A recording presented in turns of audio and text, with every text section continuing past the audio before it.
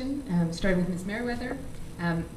Many of us recently saw the movie Race to Nowhere and were strongly affected by the evidence that standardized testing and extensive homework in elementary and middle school is harmful to kids. What do you think about this critique of the education system? Would you change anything in the current curriculum or testing? And what's stopping you? Are there federal or state constraints that keep you from making changes? Start with Ms. Merriweather. Well, I believe that that standardized tests, they're good as far as staying up with the curriculum and staying up with the standards throughout the state. But as far as a race, it shouldn't be a race for education.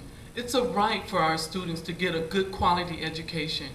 And so I'm opposed to any race to the top or top-down kind of proposals that will harm our schools. I think communities know what their schools need best. And so we need to look at what our community want for our students, look at what our teachers want, and look at what's out there and go for the goal, go for the best programs out there and bring them into our district.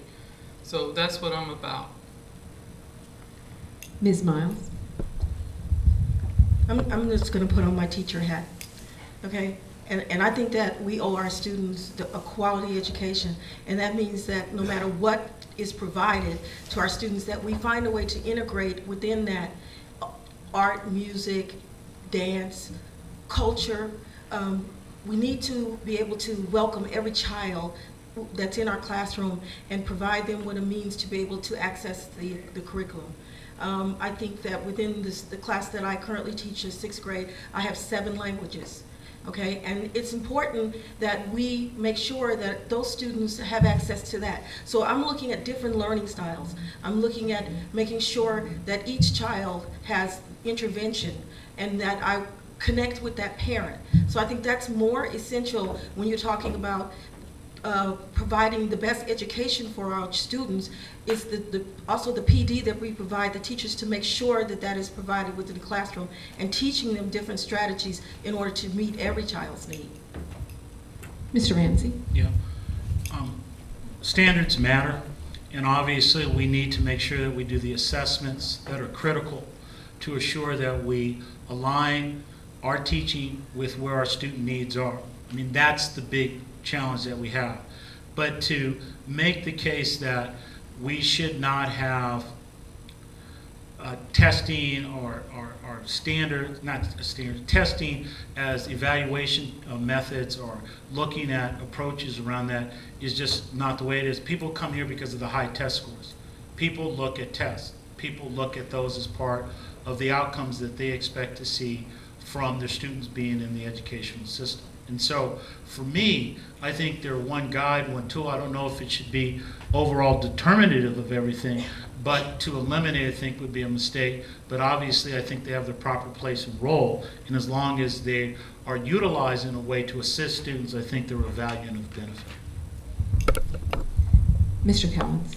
I don't think the question was suggesting that the standardized test should be eliminated entirely. It's just a question of the overemphasis, and what I think happens a lot isn't so much, they do take up a lot of time, but there's also an overreaction to them. And where people act in ways that they don't necessarily have to because of fear of the results from the tests, and especially because now we have this whole argument for merit pay where you're tying value-added changes in test scores, in students' test scores to teacher pay. So the role for a board in this kind of situation, I think, is a lot of this is coming from state laws that you do have to enforce to some degree, but a school board can mitigate the impact by trying to find ways to make sure that it doesn't lead to too much dysfunctional behavior. At the same time that as a board, we should be lobbying the state the same way we lobby about other issues like budget issues to turn down the control, to make the testing regimen a little less harsh. Mr. Freeman. I believe, and from my professional life as an education advocate, have a mountain of evidence that an integrated and broad-based curriculum is more effective for students in the long run, both for careers and for college. That being said, assessment is important, but testing and assessment are not necessarily the same thing. We need to hold our schools accountable for their performance in preparing students, but we can do that in ways that enrich the students without punishing them the way that tests do, and enrich the classrooms and the teachers without punishing the teachers. One of the most important things that's happening in the state right now is a development of an e-portfolio system, which is using an electronic system so that student work is tracked in a way that's not just bubble in a test. And that's one of many ways that we can be part of an alternative assessment movement that's happening around the country and throughout the state. Ms. Cronenberg? So when we're not racing to nowhere, we're waiting for Superman, right? And that's where education is right now. We're bounded by, we're defined by these very negative movies. So let me say, as far as testing goes, what the purpose of testing really should be to assess where a student is so that the teacher can can then be informed by the assessment as to what they need to reteach so that they're able to move the students on. Instead, what's happened with testing, it's become a tool for punishing school sites. And teachers are punished for something that's going on in a room separate from them. The entire system is incredibly flawed. It started with NCLB. Race to the Top really hasn't fixed it. So the political framework around that is really what we have to rethink. And the same thing is true just in terms of the way we look at how we use tests in school. And I have to stop. Okay, thank you.